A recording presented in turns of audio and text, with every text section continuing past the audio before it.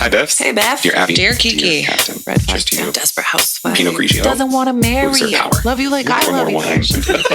We're drinking. Don't talk to yourself like that. Cheers, Biff. Cheers. Cheers. Ill-advised. Ill-advised. This is ill-advised. Hi, Biffs. Just kidding. I was reading a text as you started. Okay. Try again. Jesus H. Hello. Why do I bother? I don't know. Do we keep going? And welcome Hello and welcome to Ill-advised. the podcast where one best friend's here. And me too. It literally left me hanging. This is worse than a high five in public. Where I'm like trying to high five you and then you turn away and I like go like this. And then I make it worse because then I whip back around and I'm like, no, high five. No, fuck you, bitch. Right. I thought shutting off the TV and turning off the music would be distraction free. Boy, was I wrong. Yeah, boy, you were wrong because guess who's back in the dating? Pool scene. Yeah. Which one? Whatever's smaller. Whatever's the very small. Puddle. Yeah. The dating puddle. The dating drop. Yep. I'm in the driblets. You're in the driblets. I'm in the dating driblets. That's disgusting. Driplets. Driplets? Not driblets. It's the same thing. Which one is the dog? Dribble? Giblets? Drool? What? I'll get back to you guys on that. She fucking won't. We're settling this right now. What are you talking about? Dog giblets. You know the dogs that like they're always drooling because they're I thought it was giblets. No, giblets are the insides of birds that they tie up in a sack and put them back inside for you to cook. Oh, yeah. Ew. Like whole birds that you buy. Right. Yeah. But, and that's giblets. Okay, so you know the dogs with the big hanging mouths and they constantly drool. Yeah. What is those jowls?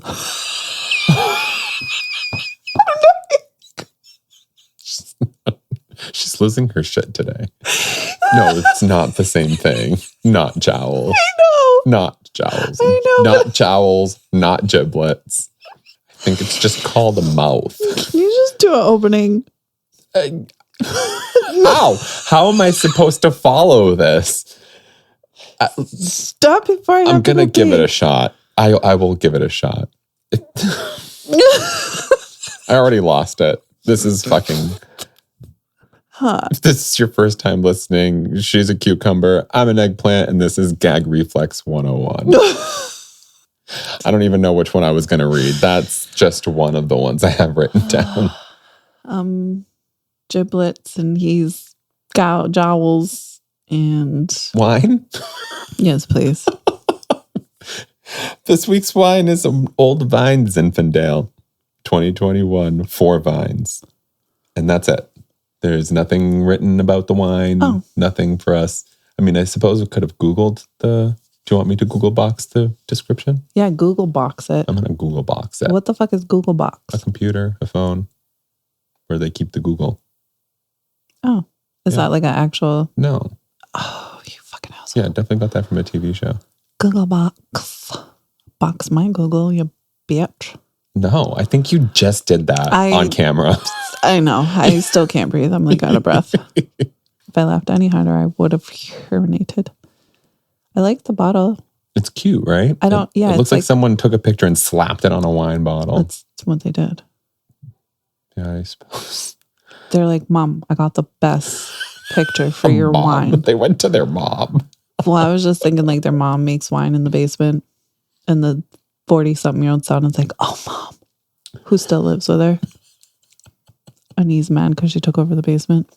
He's mad? Yeah. Oh, okay. Because that's his domain, the basement. Oh, so she moved in with him or? No. Oh. Mom started using her own basement. Oh, so he's pissed. Yeah. Oh. Because he's like, Mom, how am I going to talk to girls online? Sounds like a man. Yeah. Yeah. Duh. Don't you watch Netflix? I don't know. You gotta watch on I turn the TV on, sit in front of it, and next thing I know, it's time for bed. Right. Yeah. And I don't know like, what happens between then. Yeah. I don't even have my phone in my hand sometimes, and I'm like, No clue what's it's happening. like a whole existential crisis. Or not crisis. Oh, speaking of crises, how you doing, Biff? Wow. We didn't even go there. Great. We forgot about You this. just called me a crisis. No. Well, I mean, you just had one I on know. camera. That's why I plead the fifth. We're putting this out of order, clearly. She fucked it up. I don't. Let's go right to the wine tasting notes. I blame you. Why? Because it's Saturday, not Sunday. You're right. I did fuck it up. Thank you. But I did it when you washed your hair, so you look fabulous. Thank See? you. I didn't. This was for you. I colored it. But didn't you also? Well, yeah, but not like. See? All done. Usually you wash it on a Saturday, Actually, and Sunday it's you all always residual. Your face and your compliment hair. me when I don't wash my hair. It's kind of funny. Oh, that's true. Like last week. Yeah, You're well, like, hair looks fabulous. Did you? And It I'm did like, look no, fabulous. I didn't wash it. And I haven't colored it in like a month. yeah. I see. I don't notice that shit. So you're welcome. I know. It's I'm not- always random. Like I'm so unreliable. Anytime I'm like, Biff's going to walk in and be like, wow, you look great. You never do. And then I wake up one morning and I'm like, Biff's going to walk in and kill me. You walk in and you're like, oh, you look great. And Yeah. I'm just like, I'll kill you. How about that? Isn't that doesn't that tell you when you think you're at your worst, you're really at your best? Yeah. And also when you think you're at your best, Right. You're like, oh, this is what I expect, bitch. great. Why bother trying? So this wine, the Yeah. 4 Vines Zinfandel Lodi, I don't know what that means.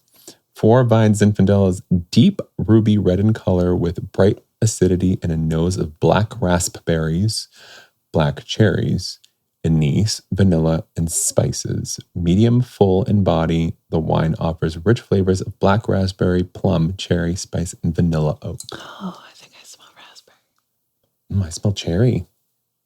Oh, I get that vanilla oak. I'm scared to I just try got this. it. I'm actually a little bit excited. If it doesn't taste as... My jaw already Well, best of luck to you and your jowls. is jowlating. Oh, man. Just shove it in your face. I am. Oh, I fucking knew it. These are very different faces. Oh, wow. Was it too acidic for you to... I don't know. You to... It's like, wow. It's like I was expecting. Bring the jowl. Well, let's put this back in your giblet for number 2. You're a fucking giblet. It's a little boozy. A lot boozy, actually. Holy Ooh, shit. Number 2 is supposed to get better. It's boozy. It really is. Yeah. Oh, it's like I dipped my mouth in alcohol. Like that cold, numbing, tingling feeling after you get an alcohol pad on your skin. Huh. You know what I'm talking about? It's just an alcohol pad. Like maybe that's what we need. Probably to enjoy wine again. No, I mean to manage our periods. Oh, sure. Just slap alcohol pad down there. Yeah, I don't think that's going to be... No, let's keep that pH where it's supposed to be. If we're drunk, who cares? Then just sit on a wine bottle and make Do you it think easier. we can get drunk through our vaginas like we can through our I'm sure. anals? It's even still like, I'm thinking of like inside our tissue is thinner, so you just absorb that shit. Even if it didn't go in, right. just through osmosis, your body Right. will just suck that alcohol in. That's why I was like, Just alcohol stay pass upside is down because actually- no one's Kegels are that strong. Charlie Sheen put an ice cube in his asshole to finish a episode one time Why? because he was too fucked up on drugs. He was like passing out mid-sentence. Oh, So he asked for a glass out ice and ran to the bathroom and stuck an ice cube in his asshole and came back where out did and you finished hear this? on his own documentary. Shut up. Yeah. Charlie Sheen. You gotta catch up on the I did Netflix see docus. something came up on my feed. He just recently admitted to having a sexual relations with a man.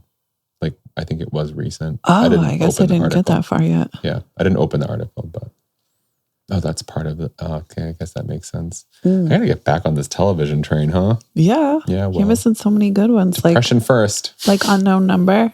I want to tell you the ending so bad, but I'm not going to because you have to watch it. Tell me, I'll watch it sometime. But I had to tell you, Charlie Sheen put ice cube in his asshole. And it's funny because they show the exact clip of the episode. With his... That is was the it Two and a Half specific... Men? No, it was way... Before that? Yeah, Oh, way, really? way before. Nice. And so they show the scene and they like do the little arrow and they were like, actual scene. Oh. Like, AKA, he actually has an ice cube in his asshole right this very second that you're watching. I guess it doesn't melt as fast as you would think, huh? I guess not. Huh. But Number he said 3. it did the trick. Oh, I'm sure it did. Right. And he was a I'll cheers you. cocaine crackhead.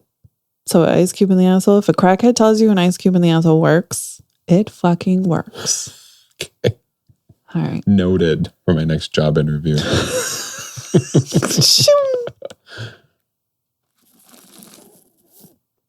I mean, it's not terrible, but it's one you have to kind of throw down the hatch. It's just like too much. Yeah, it's a little too like, it's actually a little oaky, a little too oaky. I'm going to 2 it. I thought it was going to be a 3 on that first sip, but I think 2 for me. Yeah, I guess my instinct was 3, but if I think about it, 2 is probably more accurate. It's not gross. It's just like not good. Yeah, It's just needy. Like too much. It's too much. needy. It won't leave me alone. It's like it doesn't take no for an answer. If I was a wino and like wine in general wasn't really cutting it anymore, it was like, this is my new, I have to drink this one to get drunk now. Why? But why? Because it's like punishment. It's like, my body's used to regular wine now, but this one will still get me drunk. This is like the vodka of wines. It does have well, it's not ridiculous, but it's 14.5, which I feel is pretty standard for wine. It tastes. But the taste, yeah, like it does the taste vodka like of it's wines. Yeah. This is the pop off of wines. Yes. We're not getting paid. Svedka. especially after insulting Popov and Svedka. At the same time. Together. Hey, you got questions this week? This week. We're at the I'm a women who independent. The Independent. .co.uk. You and your UK columns, your columns. This is with Agony Aunt Victoria Richards. Vix. It's Dear Vix. Vix. Yeah. Yes. Yeah. Her. Please don't fire us. Please like us, Vix. This is I lie about everything, and my latest was my biggest yet. This was from February 25. I lie about everything. That's the first step. That's actually hilarious. It is funny. Who says that? Maybe they're lying to I us just now. lie about everything. I just fucking lie. Nothing's truthful. It's just my thing. I just lie about everything. My resume, Like, liars don't say that. Well, that's why I'm like, she's just lying to us. Like, imagine my neighbor whose lips are like touching her chin and her nose. And she's like, I got so much work done, but never my lips. And then one day she was like, I think I popped a lip. I like picked it, but my bottom lip is real. And I was like, oh, but I thought they were both natural. You've done everything but your lips. Mm-hmm. I think I popped my lips. So I'm just thinking of her being like, everything I say is a lie. It would be like, oh, thank you for saying that. Mm-hmm. Yeah, I don't know that I would be like, good to know. I'm going to go over there and we'll catch up in another lifetime. And also, if you're just like, everything, I'm just a big fat liar, pants on fire. Why? You were saying something? I don't know. Okay, who knows? Dear Vix. Dear Vix Ducks. I have a huge problem. I can't stop lying. When I see friends and they ask me how things are going, I'll tell them about people I've been dating, crazy adventures I've had with women, mad and adventurous weekends away and trips abroad to places like Monte Carlo and Milan. I'll brag about the huge wins I've had at casinos. It's not Milan. Carlo and Milan. Oh, I was like, I said something wrong. No, I'm just thinking. I'm thinking about like somebody from like that we grew up with in the area we grew up with, telling us like That she was I pregnant just came back from Monte Carlo. 45. It was 24 months. Oh, But like Monte Carlo, because I would be like, "What the fuck? You don't? I don't even know where Monte Carlo do you is." even know what a plane is? You know, like I'm sorry. Sorry, keep going. I'll brag about the huge wins I've had at casinos and follow it up by paying for bottles of champagne just to show off. I boast about wild nights out with models, taking drugs, and getting arrested or into fights. The problem? It's all made up. In reality, I rent a tiny and cramped room in someone else's house. Not the penthouse apartment I pretend to go back to after my 100-hour week in the city. That was in quotations. Sure. I'm scraping a living and finding it hard to get by. I'm in masses of debt and have maxed out 8 credit cards. But the moment I say chance to show off about my A-list life, I take it. My biggest lie yet feels like it's about to catch up with me. I told my mates I bought a holiday home in Ibiza. And now they're talking about booking flights out there and pushing for dates. Booking flights to Ibiza? I'm terrified they'll actually do it and I'll get found out. Right now, I can't even afford a train ticket, let alone a trip to Europe. The pressure feels huge, and sometimes I feel like I should confess everything, but I'm scared I'll be a laughing stock. Please help. Compulsive liar. This is monumental. This is like a trip to Ibiza. After you just go back from Monte Carlo. Wait a second. Exactly. I was going to be like, you can go to Monte Carlo and Milan, but you can't go to Ibiza. Wow. You're going to be the laughing stock.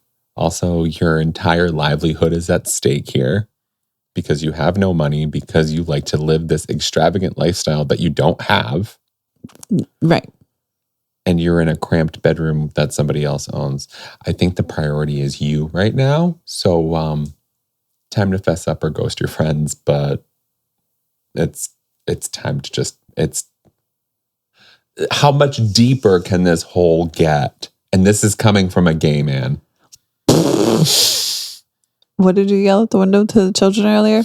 R.I.P. Your Culo. For context. I was going to say that just made you sound awful. It's one of my favorite quotes I've ever said in my life.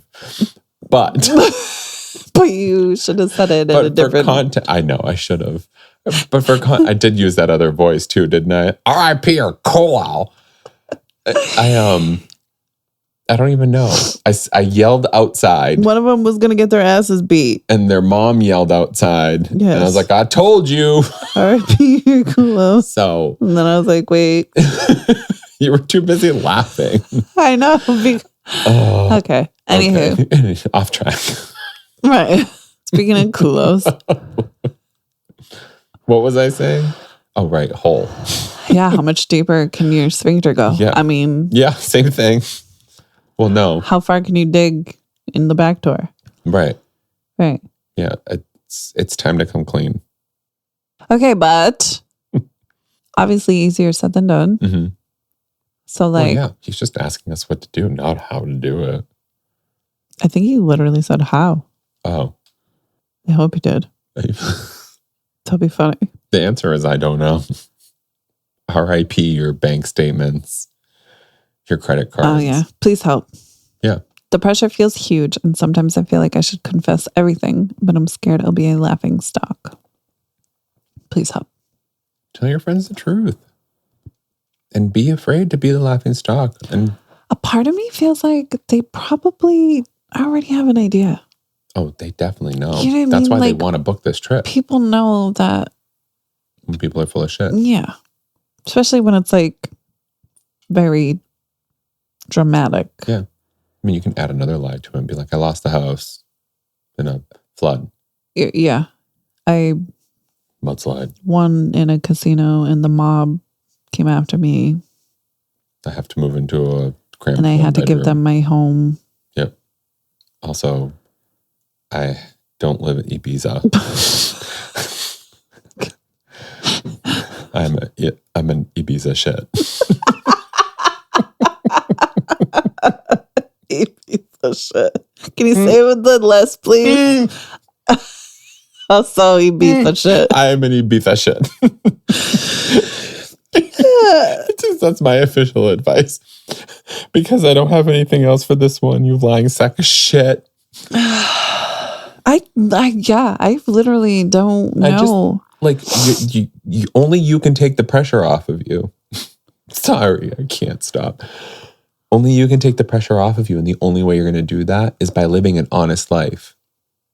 If you keep living this like extravagantly false or falsely extravagant, much better, falsely extravagant lifestyle. I think both are equal because that is extravagantly false. That's right. That's like not your usual. Yeah. My lips are natural. Yeah. Popped my lip. That's the best thing I've ever heard in my life. Yeah. But like, if you keep doing this, like, there's nothing realistic about it. There's nothing realistic about your life. You have no substance, or you think you don't have substance. So you created this thing about you. Everything they like about you, assuming they fell for your bullshit. Right. Everything about you doesn't exist. You're the Tinder swindler in real life. Yeah. True Except story. worse because you're not even getting money. I know you're spending it. Oh my gosh. To keep up pretenses. Like, it's time to come clean. They're friends with someone who doesn't exist. Great point. Sorry, I was struggling to swallow this. That's okay. We all struggle to swallow sometimes. Yeah. Wow. We don't do that. Okay. Please. What were you saying? I don't remember. Okay. I said they're friends with somebody who doesn't exist. Oh, right. Yeah. And that's why I think that there's a great chance that they already know you're full of shit. Because, like, people who live these types of lifestyles are typically less vocal about it because it's just kind of obvious to people. They see the pictures and they say, right. Yeah. That's what I mean. Like, people see, like, bro, you have two this is a different Civic. hubcaps. Like, right. Not even rims. Yeah. But whether they know or not, I guess the difficulty is fessing up. Yeah. I've lied about fucking everything, which also sucks because once that comes out, they're not going to trust you ever again. No. And that's unfortunate for you. No. Even if you start telling the truth, they're never going to trust you. Unfortunately, this clean slate means starting over. Legitimately starting over. Yeah, with people that you're not lying to. Right.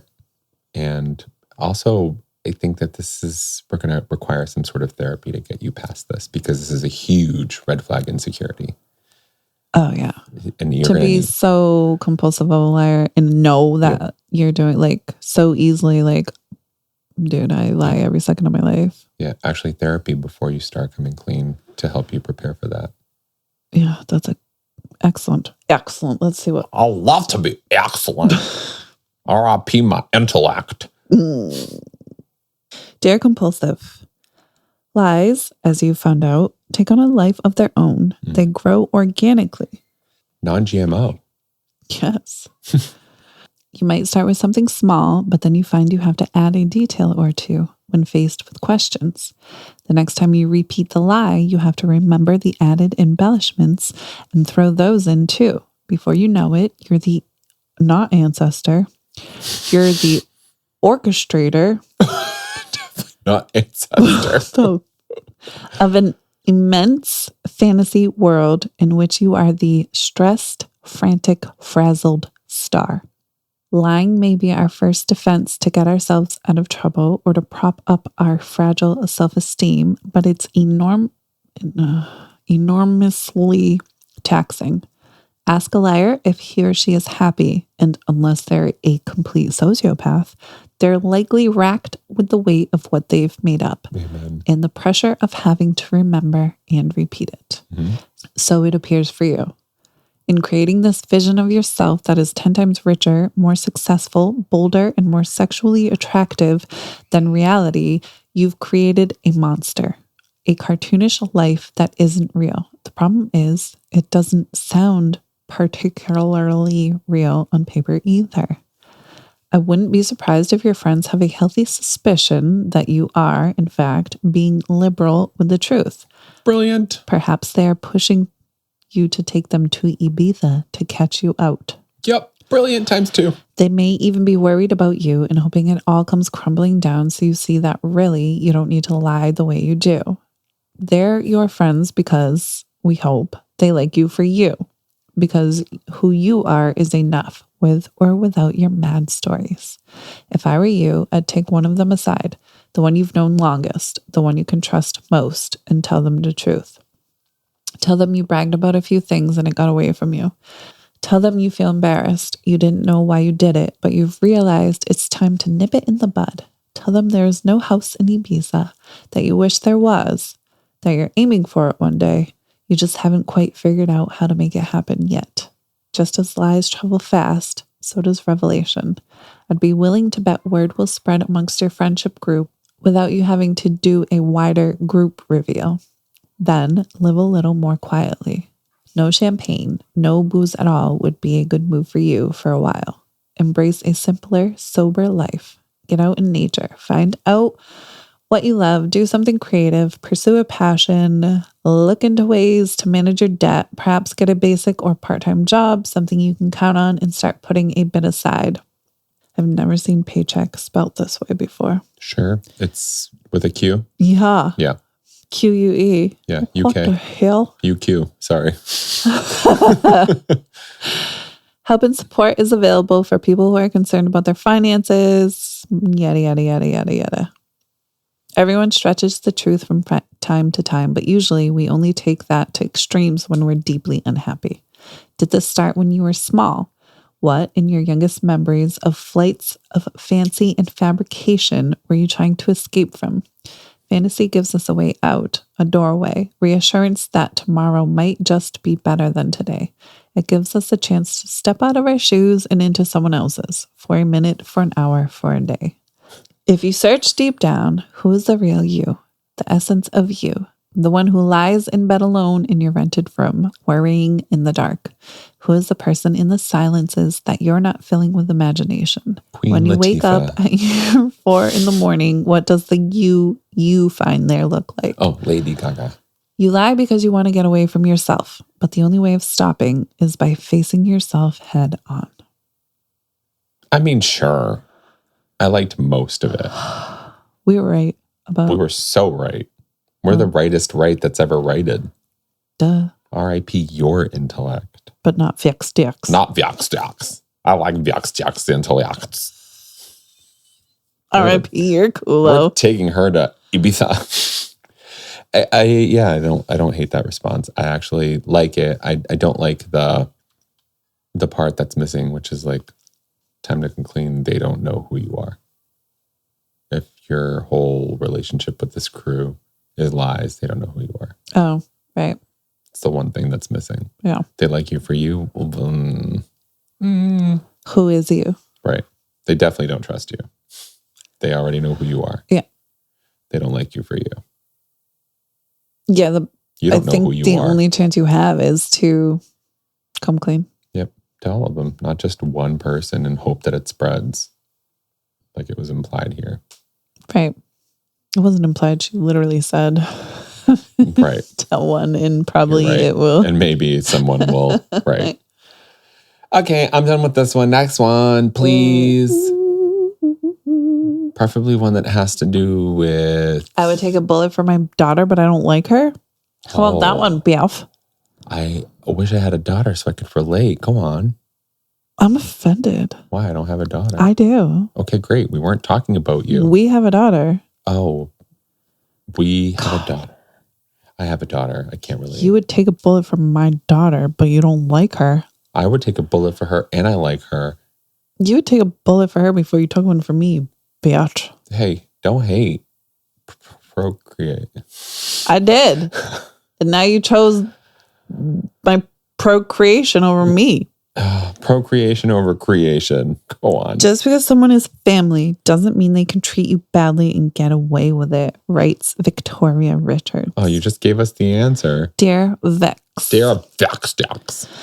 I feel so sad and hurt, confused and guilty. I would take a bullet for my daughter, but I don't like her. I have no warmth left in my heart for her at all. Wait, is she like 4 years old? Because this matters. I'll kill this lady. This matters. I have no warmth. She's just... She's sucked the life out of me. Baby, I don't want fucking baby. I have no warmth left in my heart for her at all, which scares me and makes me feel that I'm an unnatural mother. I know I wouldn't hesitate to do whatever it took if my daughter's life was in danger, but I'm not sure if that's love or just maternal instinct. The problem is that love has been kicked out the door by her behavior over the past 3 years. If you're right, and this is this is a 3-year-old, I'm gonna go. I hope she's at least in her 30s at this point. When in the grip of a drug addiction, she lied to me, stole from me, and battered me with cruel words. I still wanted to hug her better and do whatever it took to support her, especially when she wanted to move back home again to get her clean and healthy, which she did for more than 2 years. I spoiled and subsidized her and bit my tongue a lot as she doesn't take criticism well. I was scared of jeopardizing her efforts to keep clean. Mostly, I was proud of her, never more so than when she felt strong enough to move out again and get on with her life. My daughter has now been drug-free for some years. Her career is blossoming, and for a time, my pride in boasting about her knew no bounds. Then she came home for a few days 3 years ago, and all of that changed. She did a few selfish, unkind things, and I'd had enough of walking on eggshells. I thought she could handle me being truthful. I was wrong. My criticisms unleashed a barrage of accusations. She said I'd always belittled her hard work, implied that she was lazy, withdrew my love when she didn't do as I expected, was always casting around for things to nitpick about, and said I was interfering by giving her my opinion.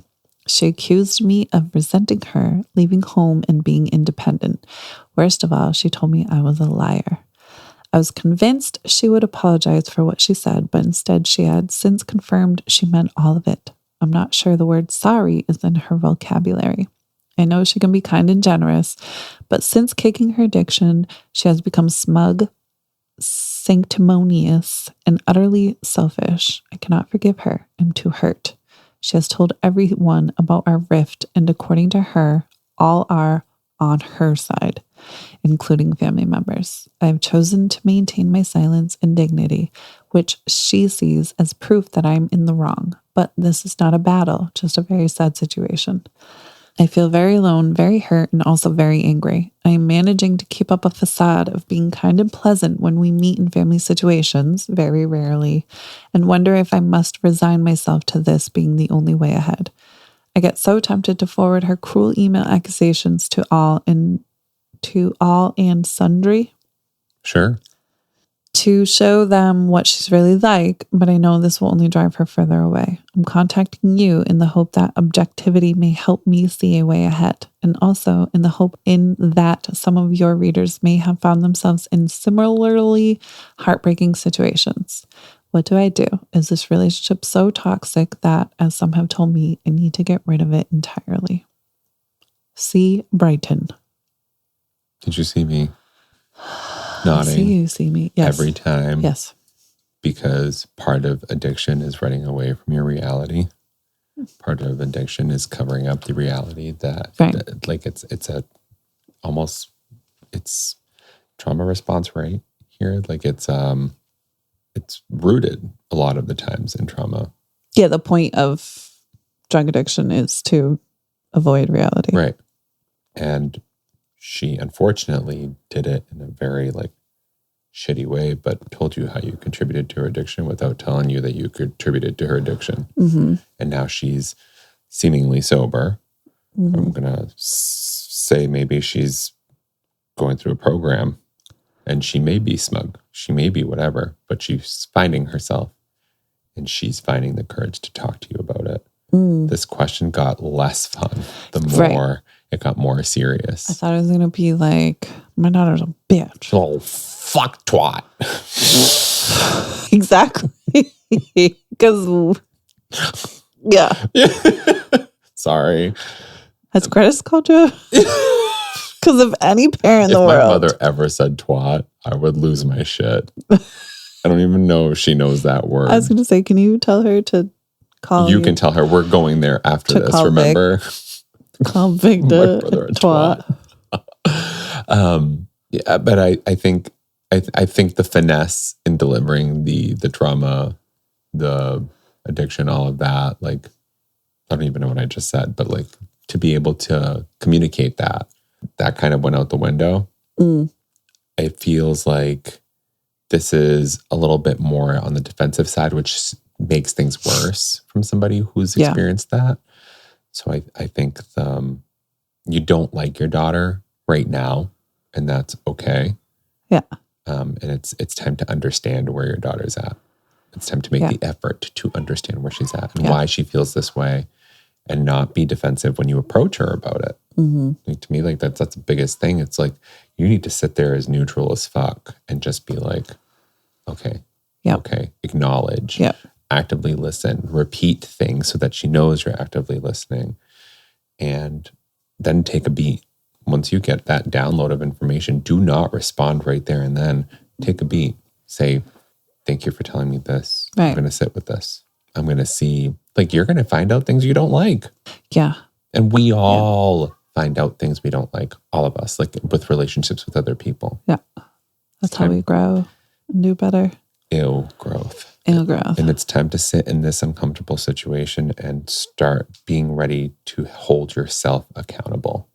I'm impressed with your response. I was not expecting this perspective of it. Oh. Yeah.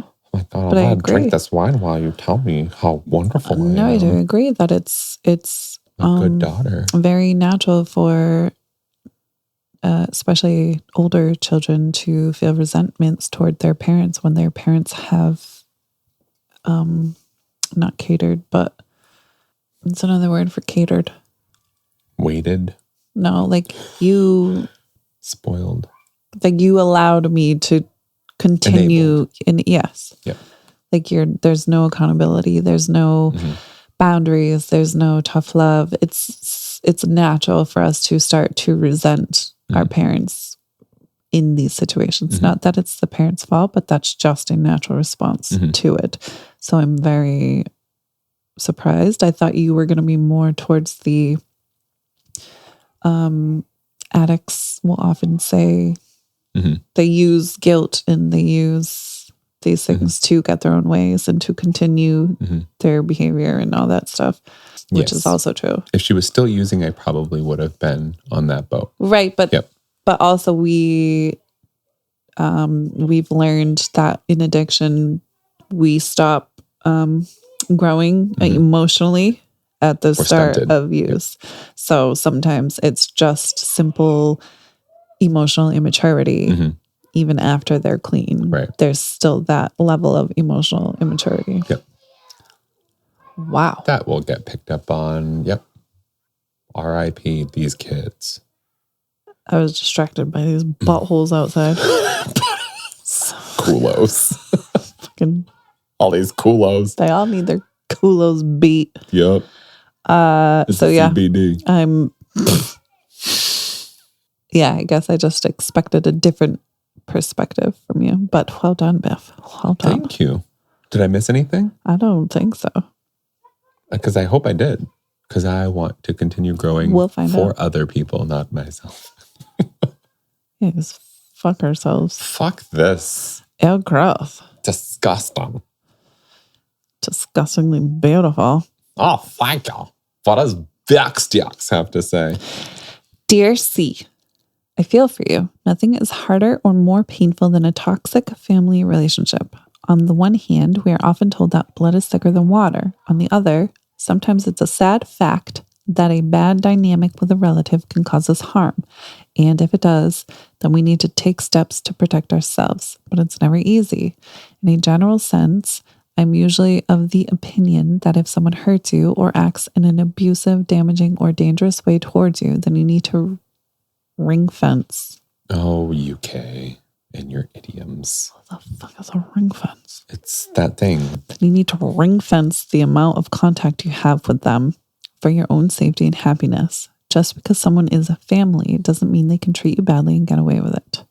I believe that every single person needs to live up to the honor of being considered family. They need to act like it. Families can be real and they can also be chosen. In my view, the real meaning of the word family is the way you act with another person. Ring fence, while you took a breath there, Yes. is to isolate.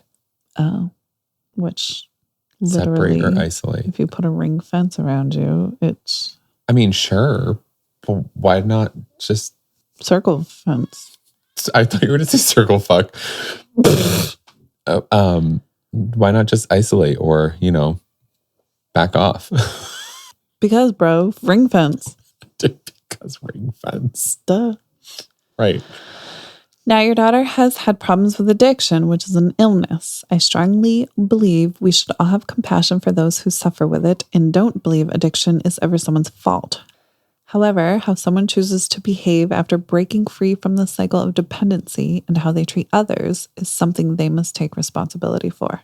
It's clear that over the past few years, both you and your daughter have been through an extremely tough time. She was an addict. You helped her while she was getting clean. Along the way, things got said that left deep wounds. Perhaps part of her reactions toward you are born of guilt and regret. They could even stem from self-blame. The choice I believe you have now is whether you feel able to own your part in any argument. We all have to recognize our part, to talk through it and let it go. My usual advice to people struggling with a difficult person who makes them feel anxious, hurt, worried, or bad about themselves would be the same whether they are related to them or not. Don't be afraid to set a boundary. Sometimes a person isn't necessarily a toxic person per se, but they can be toxic for us. And it's perfectly okay in these situations to practice good self-care and protect yourself from that. So there's several more paragraphs. Oh, we like several less paragraphs. So pretty much we're right. I like it. The one thing that I didn't think about was that self-blame part, which is also very insightful because I forgot about that. Like projection. Yeah. Yeah. Yeah, that's a big part of it too. Yeah. And it's like that healing from addiction is a journey that doesn't start at healed from addiction. Right. Whatever healed It means. picks up from where you emotionally... Where you stopped, Yeah. Where you stopped growing, where Yeah. you stopped not progressing, but like processing. Yeah. That's the whole point of drug addiction. Yeah. And I'm actually very curious, like what about those situations where people tried a drug and just loved the feeling? Oh my God, I going. know. Those are... And just kept going. Yeah. And then they're like, oh, well, all hope is lost. Oh, whoops. But do we study those? Like, is that... I think that I'm aware of, the furthest is just the addiction trigger. Some people have it, some people don't. Oh, okay. So it's like... So it's euphoria is not a factor? No, not typically. It just is like very random. A kid could just be at a high school party and someone's like, here, try this. And then it flicks their addiction trigger. And I know. You were the opposite of that growing up. I know. Like even, like you got me to start smoking and you could just like pick it up and put it down. And I was like, I can't quit. Yeah. Yeah, so there's instances that people become addicted to drugs without intentionally trying to escape their reality. They just happen to have the little trigger in their brain. And then once they get a taste of something, that's it. I wonder if it's like a synchronized thing. Like you have to be in like an emotional state of sorts or be experiencing something to also use that substance and flip that switch. You know what I mean? I don't think there's any... No, I'm sure there isn't. Or maybe there has been and this is forever later and they're like disproved it. So it's not even a conversation anymore. But it's just like interesting. Oh yeah, it really Sometimes is. I'm like, did anyone ever think of this? And I'm like, of course they fucking did. This is so basic, you idiot. Like, if you're thinking about it as somebody who knows nothing about it, they thought about it. Yeah, I know what you're saying. Yeah. Wow. We're so smart. That wasn't No. what I expected. No. That was not a number 2 question, Biff. No. Hit me with a number 3. Well, I'm scared to now. Sure. I feel ashamed to admit it, but I really don't like my parents. Biff.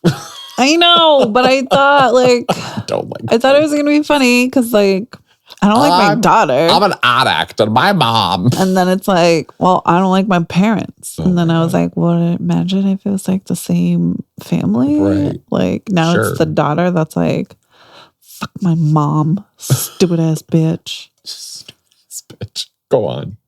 Dear Vix. Oh, I already read the question. I feel deeply ashamed to admit this, but I don't think I like my parents as people very much. Obviously, they're my parents. They did the best they could for me and gave me a home and food and worked hard to provide what little we had, and I'll always be grateful for that. I had a tough upbringing. We didn't have much to spare, and it has taught me a lot about grafting and working hard and really setting your mind to better yourself. But now we are all adults. I find excuses not to see them very often because honestly, I don't really like spending time with them. They have lived in the same house for 40 years in a tiny place. As a result, they have small town views. They blame immigrants for everything. And if someone of a different race or sexuality appears on the TV, they'll always make racist or homophobic comments about them. Mm-hmm. I'm a gay man living in the capital. Oh. We couldn't be more different. Yep. They idolize Nigel Farage and think Reform UK are the great hope for Britain, which I can't bring myself to tell any of my liberal London friends. I find their views disgusting and depressing. I always bite back when I hear them say something awful, but I hate conflict and it makes me shaky and upset. I find their constant suspicion of others so tiring and it makes me not want to see them. How do I reconcile these differences and maintain some sort of relationship, even if the scales have fallen from my eyes and I think less of them? Or do I cut my losses and cut them off? Sad son. Well, God I damn it, can't these answer questions. this. I can't answer this unbiased. What's the word I'm looking for? Diplomatically. This is the political bullshit we're dealing with right now. Right now. Right now. I was just thinking in my head, how... Like, it's too timely. It's too fresh. It's too real. Your vote negatively impacts me, not in my voting rights, not in my little way, my life. Literal life. Like, this is America right now. So imagine the UK going through something kind of relative, like somewhere in the UK, not big enough to be like, this is the bullshit we live. Right. You tell your parents that they're hurting you and you go your own way until they're ready to talk to you. You forcing your ideals, your life, your opinion down their throat, it's not going to work. That's like, God bless my sister-in-law, and I'm saying that on purpose. Like, I don't believe in the traditional Christian God. Mm-hmm. I don't think that someone so benevolent can have so many malevolent ways. I don't think that exists.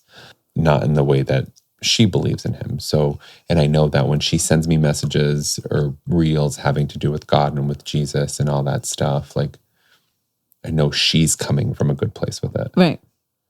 But I don't think she understands that to me, she's pushing it down my throat. Yeah. So I kind of grin and bear it. Making it worse. You know what I mean? Like, it's not going to make things better. It's not going to make you or they believe in one or the other. Like, there's no point counterpoint. Right. It doesn't exist. I'm sorry, mom and dad. I don't agree with the way that you live. I don't agree with your choices. Like, the gay man thing hit. Yeah. Like, this world is fucking terrifying right now. I am a gay man of color. Yeah. My mother is an immigrant. Yeah. I can't step outside without and especially the town that I live in is on high alert. Oh my gosh. Because we're one of the towns that I live in Worcester, Massachusetts. We were all over the news. You saw them, right? Literally just right on sidewalk streets, kids screaming while their parents are getting thrown into cars. Taken away, thrown into vehicles. Yep. And we're being targeted. Boston is being targeted. Yep. We've seen it. We've lived it. This is it. This is the reality that we live in now. Yeah. How am I going to give you advice that says work things out with your parents? Right. In the UK, they voted against you. I don't know what voting, what's his name? Nigel Farage is part of parliament, and that's like a whole old structure of government. I don't even understand ours, so Great. I'm definitely not gonna. because I thought I understood ours until this administration. Oh gosh, yeah. I'm not going to defend your parents for you.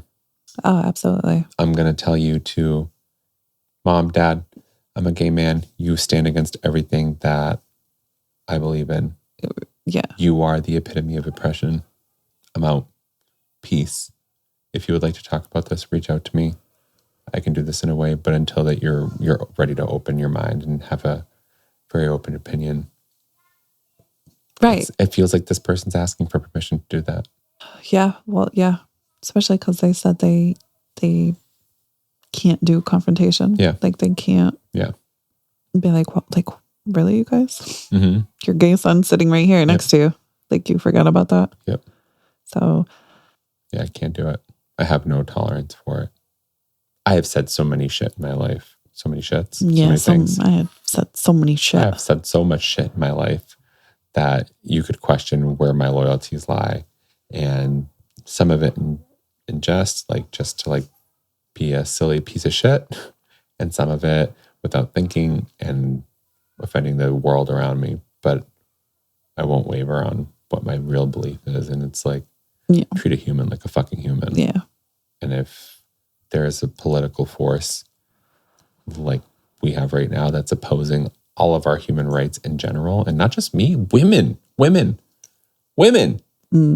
The most natural fucking thing to occur to this world. The reason why life exists. Like there's no fucking fuck you. Yeah. Did I say that enough? Yeah. You had to say it for me because I struggle with these ones because I accept everyone for who they are. I have no problems meeting you where you're at. And yeah, you're better than I am at that. But in this situation, it's like my own parents. Like, I don't know that I can just so gracefully allow you to exist when it's actively hurting me at a great level. Right. Like at my existence. Right. Thank you for life. Thank you for making me healthy. Thank you for shelter. Yeah. I gotta go. I was going to say, I'm usually all for the, hey, if you can accept them for where they're at and just whatever. But like this type of situation is not really one of those. You can I'm actually love glad you them said from that. a difference. Because I've had a very hard time with that.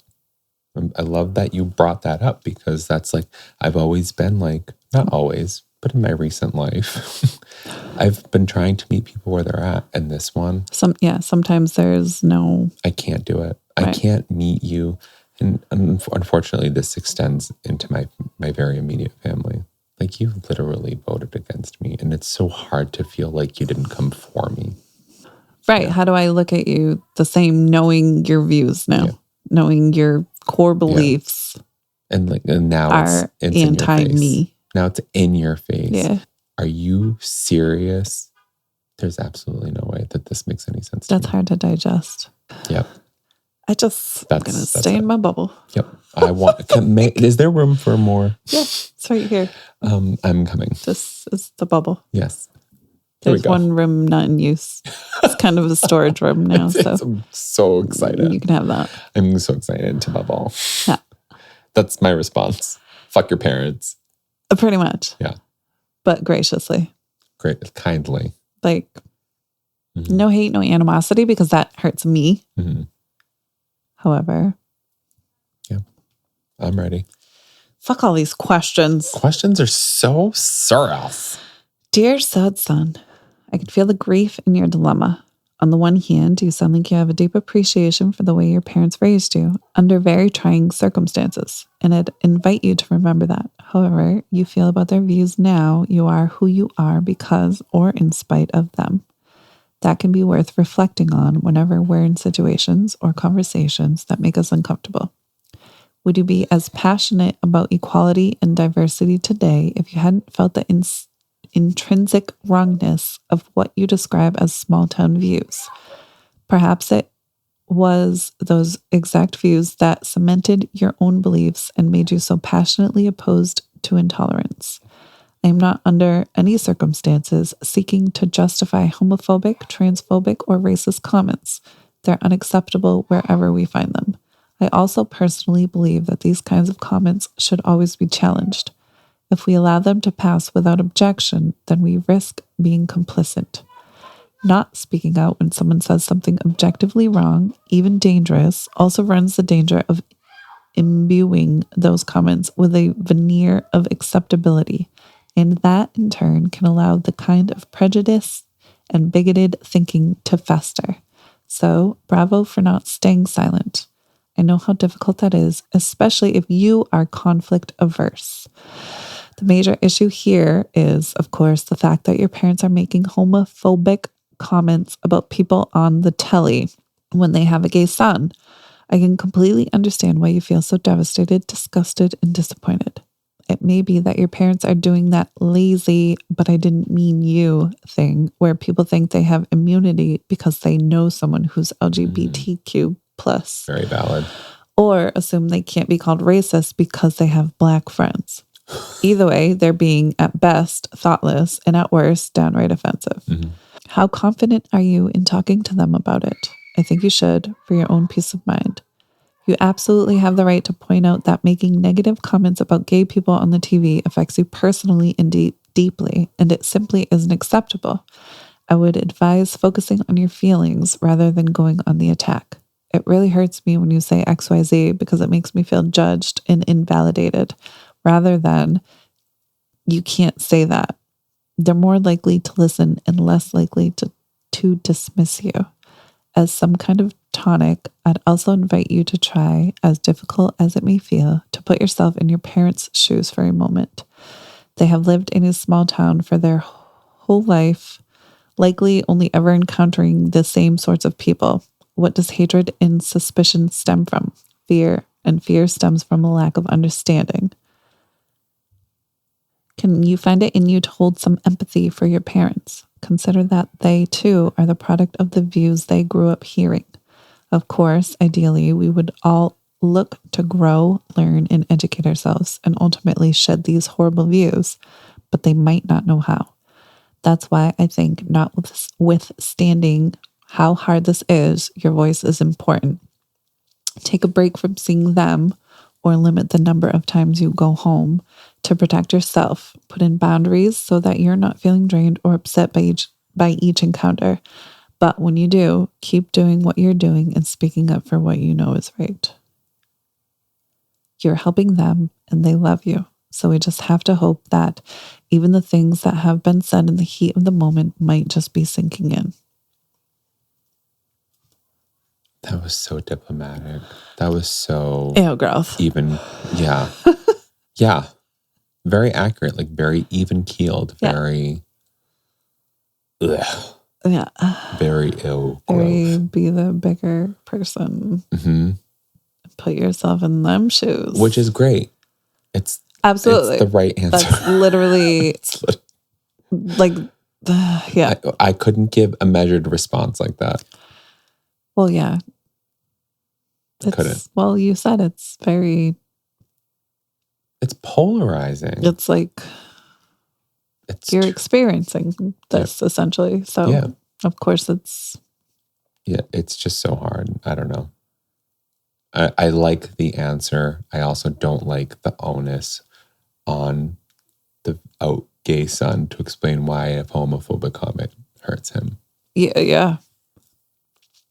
And not to be the token gay or the token black friend or the token brown friend. Right. I'm just going to sit here quietly and listen to you say homophobic or racist comments while I am... And tolerate it because you're my mom and my dad. Yeah, because you're excluding me. Mm-hmm. You don't mean me. Right. You're not talking about me. You like me. Right. Yeah. I'm the only gay you like. Yeah.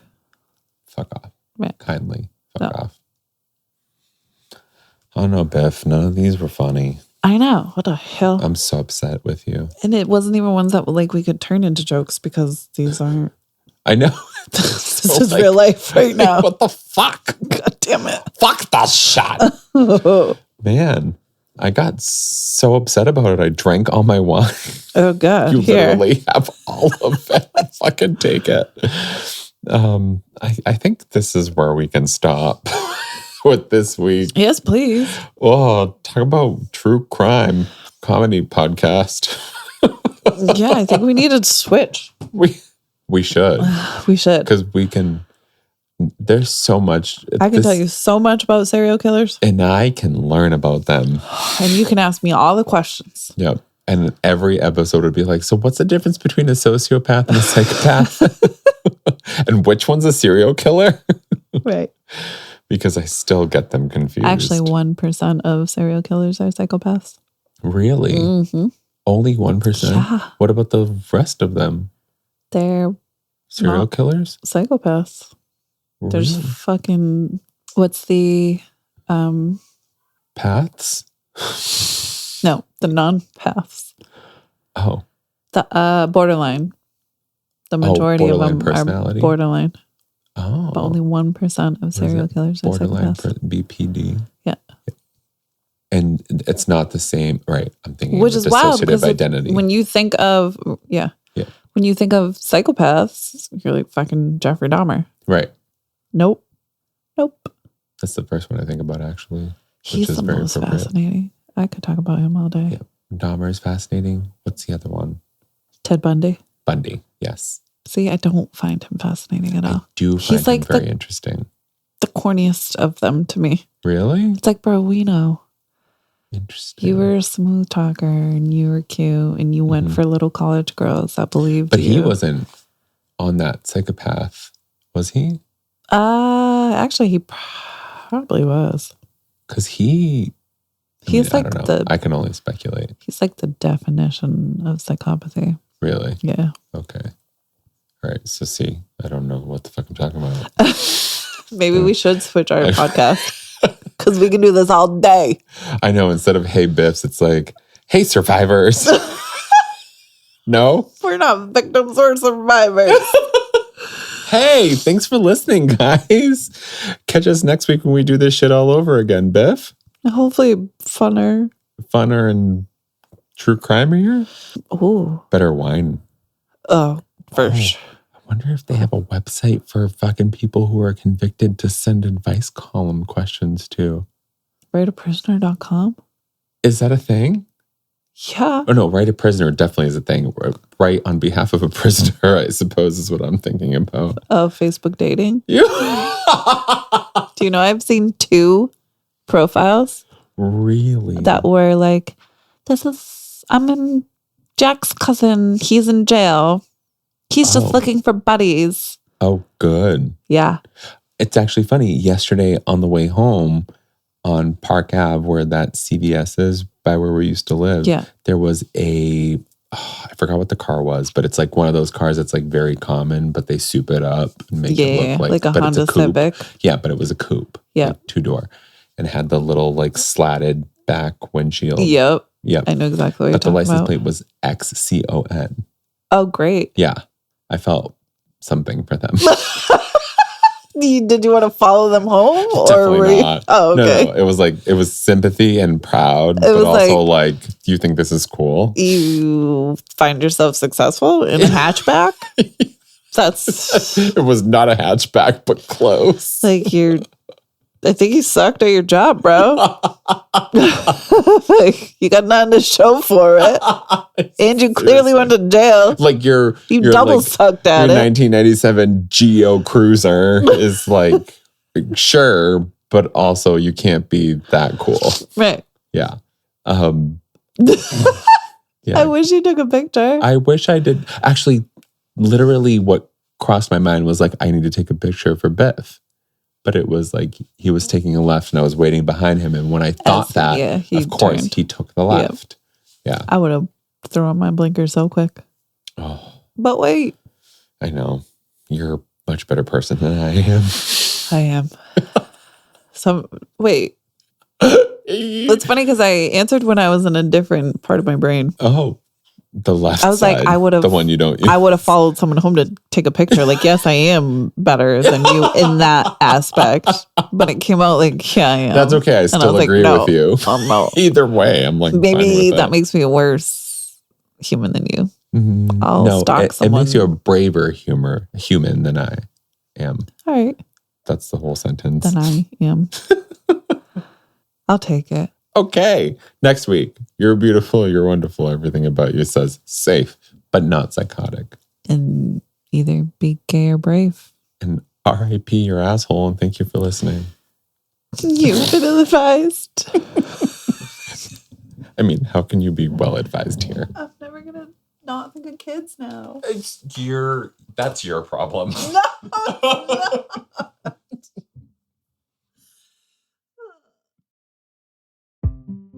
Ill-Advised is hosted and produced by Stefani and Ray. AKA your Biffs. Send us your questions, your comments, all of your concerns And your drink recommendations. to illadvisedpodcast@gmail.com. You can catch up on all of our episodes and our show notes at illadvisedpodcast.com. Follow us on Facebook, Instagram, and TikTok at Ill-Advised the Podcast. And don't forget to rate, review, and subscribe. On Apple Podcasts, Spotify, Amazon Music, or wherever you listen. You've been ill-advised.